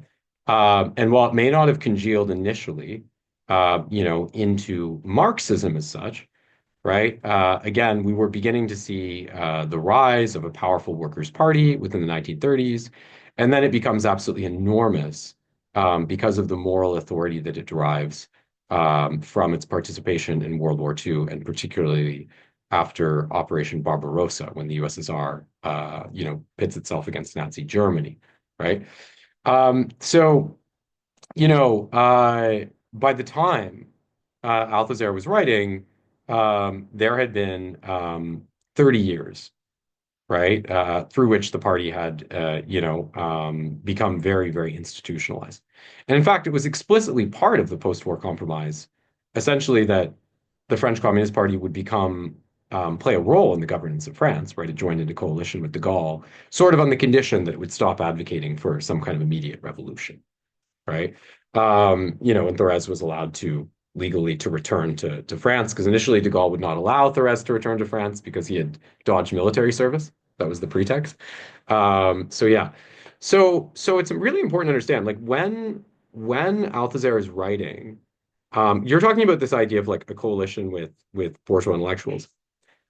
This is already happening, actually, right? So when he's writing, I believe I've read that the ENS, the École Normale Supérieure, like the most prestigious, educational institute at that level in France, was already controlled by the PCF. I believe Althusser received his job at Rue de Ulm, right? Partly because of his PCF connections. French Communist parties exerted an enormous influence within universities and so forth. And why was that? Right? And a big part of why that was because of the transformation in the class composition of France within and after World War II, right? Or after World War II, it might be more accurate to say. So, in other words, like, you had this massive expansion of public institutions, and you had Gaullism, right, which had sort of become the analog to the New Deal, in a sense, right, in France. And you had all these people who didn't previously come from like educated or privileged classes, right? And yet maybe they had a fidelity to the PCF because of its sheer largesse, right? And its role in the events of World War II, who were then going into these institutions, right, and carrying these convictions. Now, I think one thing you're keen to is a certain contradiction, because one thing you're saying is like,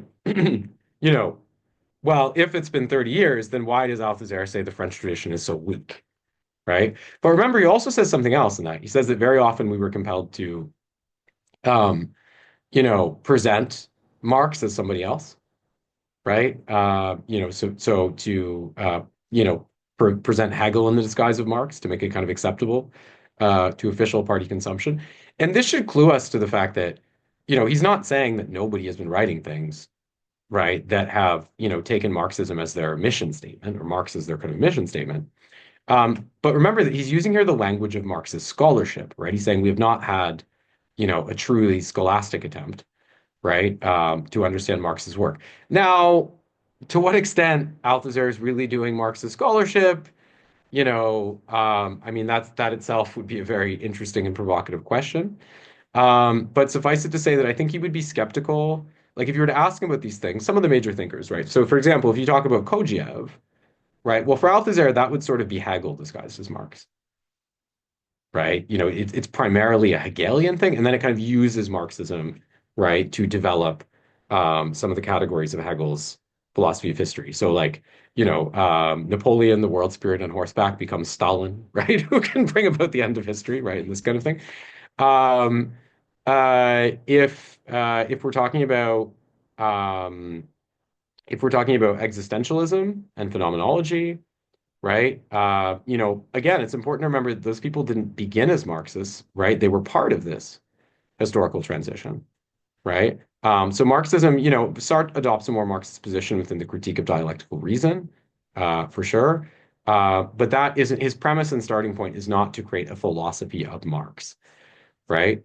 And a lot of that has to do with the hegemonization of that discourse by a fairly dogmatic Stalinist context. So I think this is important to remember because I can appreciate the comparisons with the United States, but like we're talking about a place that not only had a much more, where the working class not only played a much greater role in the French Revolution, but also where it had been building like a very, very comprehensive organizational structure over the course of 30 years. And all of that, in a sense, is a precondition of the historical process whereby we arrive at Althusser, right? And I think gets to what Daniel was saying about people saying like, well, Floyd, right? That's like the moment, right? I mean, sudden events can happen that can trigger revolutionary processes, right?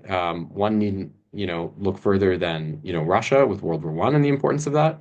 But when it comes to, building up a kind of organized party for what it's worth, and insofar as it might relate to the project of revolution, and building up a kind of culture around that, like that's not something that happens overnight, right? That's something that's measured in decades, right? And Americans today, like they have no culture in Marxism, right? They're force fed like a handful of caricatures. So even when you talk about the Stalinist period, it's like, well, whatever you can say about the dogmatism, right? And you could say the same thing of the intellectualism of Italy. Whatever you can say about the dogmatism, people are getting a certain kind of Marxist exposure to Marxist politics and text through that, right? One that most Americans today will not be getting, right? So.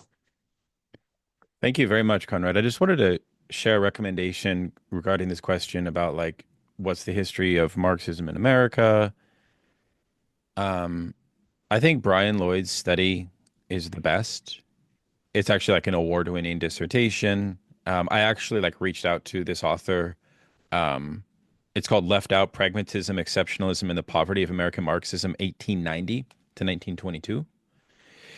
I reached out to him and he's no longer a Marxist and he was like making fun of me and like all of this, but his book is like magisterial and you should read it because it's really good about some of these same issues, right? Like the errors of forging a kind of Marxism on the backs of bourgeois philosophy. In this case, William James and John Dewey. And like the argument that Lloyd makes is that indigenous bourgeois American philosophical perspectives completely crushed the scientificity of Marx and Engels in Second International American Marxism. And that was a philosophical betrayal, which if it didn't happen that way, right, we would probably have more confidence to talk about something like a true American Marxist tradition, right? Because what the intellectuals that are studied in Lloyd's study here, I mean, there's like 20 of them. You've never heard of any of them. Maybe you've heard of a couple, but they were like wiped out by history, but they were like prominent. It's a really fascinating and tragic story, frankly. I just feel like there's a lot of overlap here. And I think this point about Marxist intellectuals, situating themselves within proletarian movements is something we should talk about further. I feel like you probably see that a lot more in Second International contexts. Like, wasn't it, who was Kautsky's number 2 in the SPD? I believe he was from a proletarian background. I forget his name immediately. Anyways, sort of blackpilling that the guy who wrote the book on the poverty of American Marxism, yeah, he did. I know it's really messed up, but this is like American academia, man. This is why it's better to just not even go into academia. It will ruin your Marxism. Matilda, please. Hey, everybody. I'm stewing in a bunch of questions, but I think what I wanted to say was that it does seem like Althusser is operating in a university. And one quote he has in here is like, and it was along the lines of people talking about disguising Marx as Husserl and Hegel, and that was a tactic to force the best opponents to pay attention to Marxism or to Marxist philosophers, and that they got lost in that. But it also sounds like the enemies, the best opponents, were also saying that Marxist philosophers are just politicians, that Marxist philosophers judge the other philosophers before studying them. And that sounds to me like a kind of like one of his main polemics in this is against this kind of deviation of leftism, of proletarian science and bourgeois science. And it sounds like kind of this like, and I found it very interesting when worldview Marxism was brought up in the context of this polemic. And I think Althusser is saying that Korsch and Lukács fall into this deviation. And so when people brought up worldview, that makes total sense. And I think like some of Lukács's criticisms of philosophers does come off as prejudicial, prejudging them based on their standpoint, or and I could see how Althusser would be annoyed by that, and how he couldn't be like that within a university when what matters to philosophers is establishing their philosophy without presuppositions, and to kind of do what whatever, establish some sort of epistemology or thing, and it does seem like I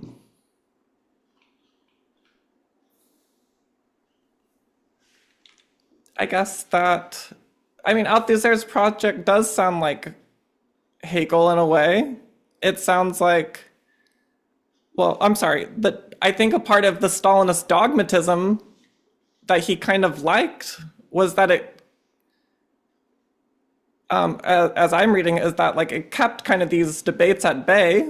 The French had no theoretical resources to face the end of dogmatism. And so basically the French Marxist philosophers got caught with their pants down basically after dogmatism ended.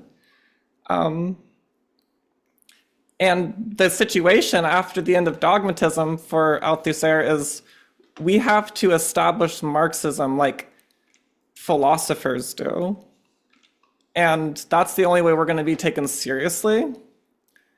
And so it does seem like there's this whole like campaign to try to like grab Marxism by its tail and to like account for the emergence of Marxism historically in a very rigorous way. But that's even outside of the history of science. It's like the philosophical, I find the claim that each new science induces a philosophy as like, I think he's even skeptical of that claim that he makes. And I think I don't think he's even sure if he's like figured out how to define philosophy yet.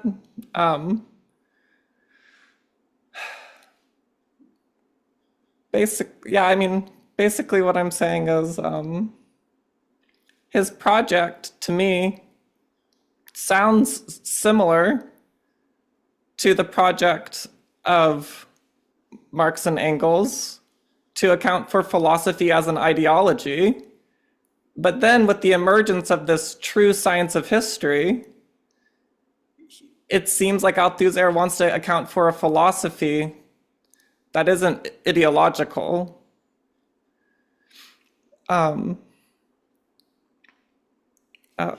I could just stare off into space for a little bit. Excellent, Matilda. Thank you so much. Well, one thing psychoanalysis has taught me is punctuality. So this will be our last question, and we will be on our merry way. Um, Join the Discord. I'll present a link now since we have some new comrades. Um, Andrew, please jump in, my friend, and then we'll close, please. Yeah, thank you. This question kind of goes out to Conrad. And I mean, I started reading, I think Althusser was like the first Marxist that I read, besides Lukács. And Althusser stuck that's really dangerous. Yeah. Anyway, yeah, continue. yeah. And then I like started getting more into more Marxism alongside my psychoanalysis, and I kind of rejected Althusser. And I think now I'm becoming more sympathetic of him. And I mentioned this text, the it's Rethinking Althusser, A Philosophy of Communism by Pangiotis.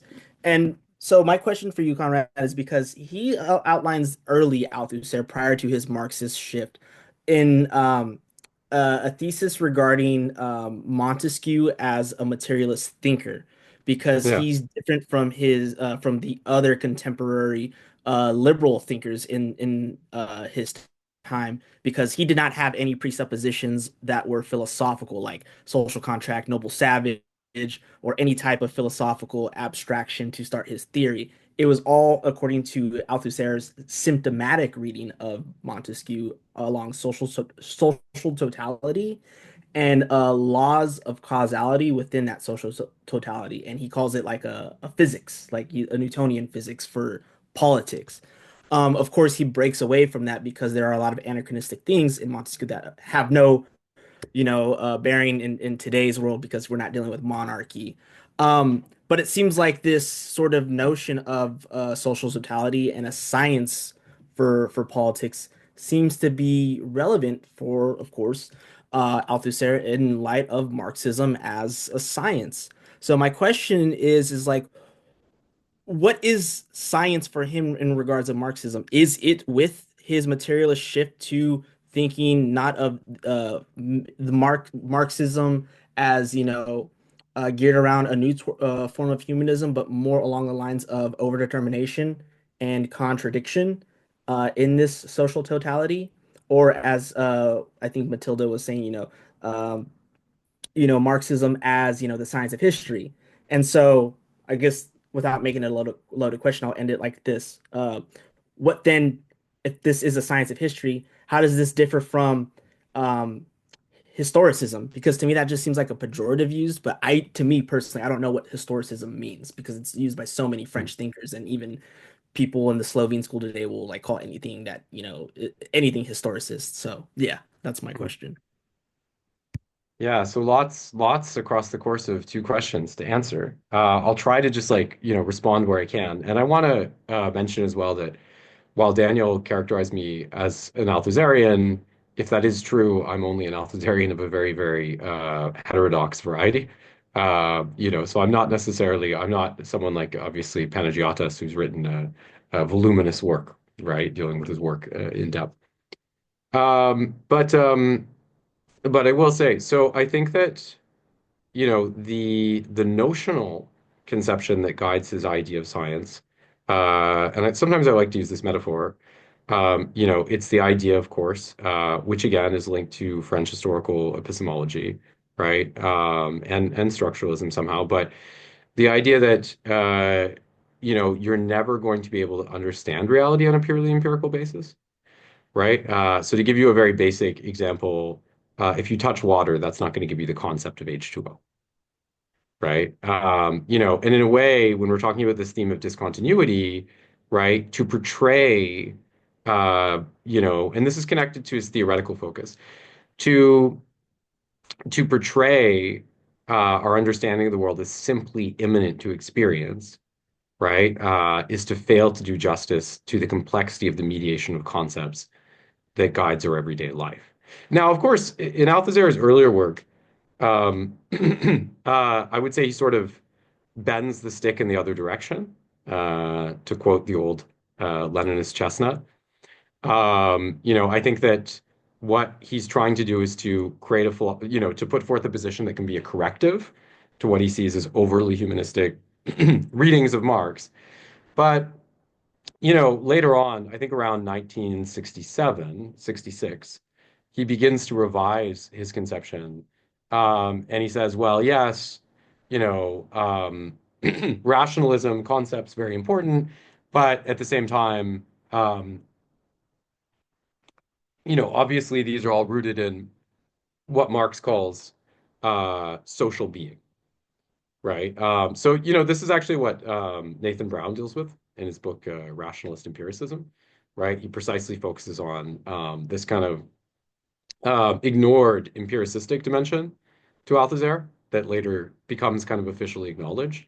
And again, this is part of the problem with Althusser because, like, even if you look at critiques of Althusser, like the English reception of Althusser is so limited that even if you look at critiques of Althusser, they tend to only focus on, you know, For Marx and maybe Reading Capital, right? Now, those are like both books that came out in 1965, and he was very active, and productive, particularly when you consider the unpublished manuscripts, until the end of the 1970s, right? So what you like people always say he's a rationalist.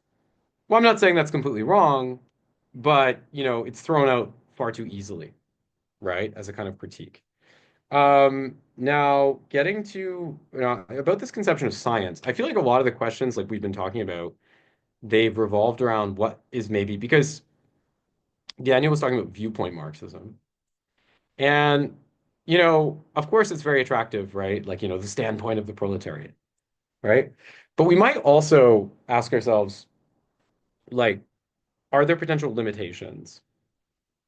Are there potential limitations with that concept, right? And I think one thing that we have to confront historically, Lukács' conception of the standpoint of the proletariat arrives at a bit of an odd juncture in the history of Marxism, because, what is history and class consciousness, like 1922, I think. But his conception of the standpoint of the proletariat, it arrives at this moment when the Russian Revolution had happened, right?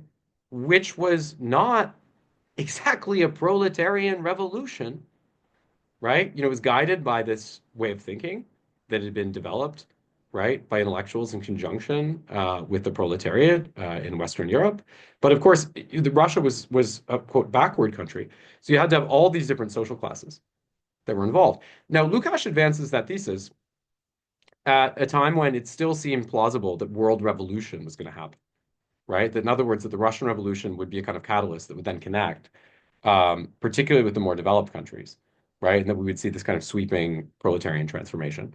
Now, that doesn't happen historically, right? The European civil wars, of course, after the Russian Revolution, they fail. It's not communism that grows in the wake of that. It's actually fascism, right? And within Western Europe, while communism does derive a great deal of strength from its role in the resistance, because of the intervention of the United States into Western Europe and the division of territories with the USSR, right? Communist parties in places like France and Italy are subordinated within bourgeois context. Now, at the same time, what we do see is we see a tremendous traction amongst communist parties in the third world, right? So, in places like China and Vietnam, Cuba and so on, right? They're having these revolutions, right?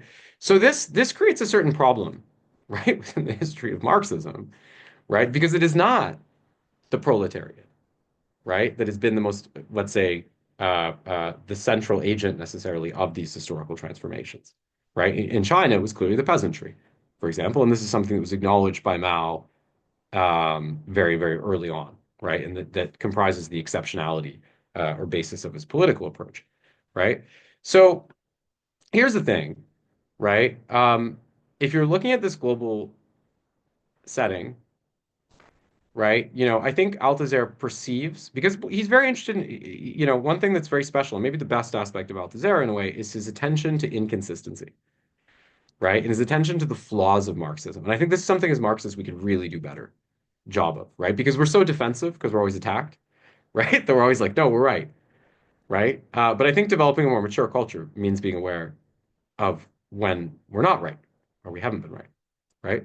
But when it comes to this question of the standpoint of the proletariat, in Contradiction and Overdetermination, you're going to see this, where Althusser develops a method that I would argue, in a sense, is part of like a certain tradition of updating, and it's influenced by Mao and Freud, but of updating, the conception of Marxism to account for the diversity of class forces, right, that have played, that have been involved in actual revolutions that have occurred. And it's very clear when he talks about the Russian Revolution, because he says like, it wasn't the simplification of the contradiction between capital and labor that created this revolution. It was like all these diverse contradictions, right? And that is what has been germane to the creation of social change. So about the idea of science, I think that what's important to understand here is that in a way, um, part of what adopting this more distant framework, if you will, right, of science allows us to do is it allows us to step outside of maybe a more juvenile or premature conception of Marxism as it relates to, because there's no doubt that Marxism obviously originates with the working class and intellectuals. But to step aside from the attribution of this to like one specific social column that originated within, Western Europe in a particular period of industrial development, right? And to understand all of the diverse class forces that have allowed it to become a kind of interfacial language of popular struggle, right? So I think the category of science actually has validity at a class level in that sense. Like it's not purely a retreat from the question of class struggle, but it would derive its validity not from the specificity of the proletariat, but from the complexity of these conjunctures that have driven revolution in practice. Right? Yeah, thank you so much, Conrad. I would just say, like, there's a few things I would just add to that very briefly, which is at one point, Althusser says something very interesting about Marx and Freud, and that they are both inaugurating a science that is not sanctioned or guaranteed by consciousness. And in another valence, he refers to both Marx and Freud, similar to like ushering in a kind of revolution of like a Galileo type rupture. And that even rationalism, like that it conflicts not only empiricism, but also rationalism itself, calls them conflictual rationalisms. So there is this sense of this sort of like very like French epistemological break theory in Bachelard, but also in Coiré and like these other philosophers of science that I find very interesting.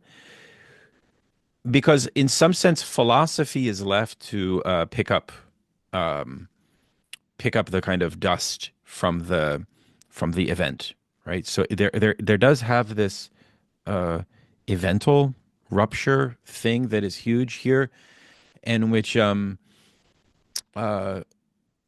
that I just want us to pay a lot more attention to, this distinction between science and ideology. I think this is something that we're not going to solve in our first session. There's many ways to get at it. Althusser didn't solve it, so I definitely don't think Althusser didn't solve it. First session. But anyways, okay, I promise to be punctual, and I will fulfill that promise. Thank you all so much for being here. This is really, really awesome. I'm very excited about it.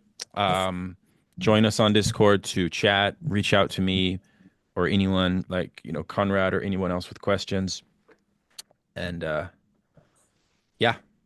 And go to the Discord for Andrew's memes. They're the best. They are the best. All right, peace out. I have a everybody. good Althusser meme to make, so stay tuned. Yeah, dude. Start thinking, man. All right. See you guys. Great class, everyone. Thank you. Thank you. See ya.